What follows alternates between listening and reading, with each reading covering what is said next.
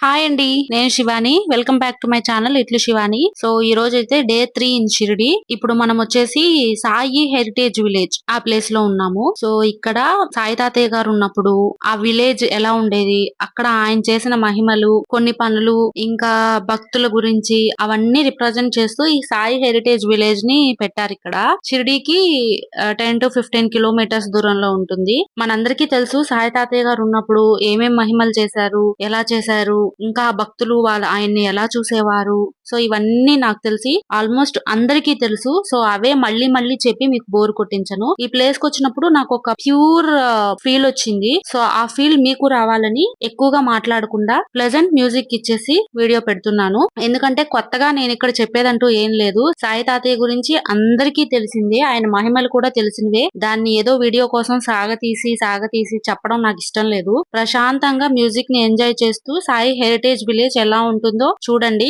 Last లో దీని గురించి ఇన్ఫర్మేషన్ ఇస్తాను. ఇంకా ఇక్కడికి వచ్చినప్పుడు ఏమేమి ఉంటాయో జస్ట్ 2-3 మినిట్స్ లో నోట్ చెప్పేస్తాను. ప్రజెంట్ అయితే మ్యూజిక్ వింటూ ఈ సాయి హెరిటేజ్ విలేజ్ ని చూస్తూ ఎంజాయ్ చేయండి.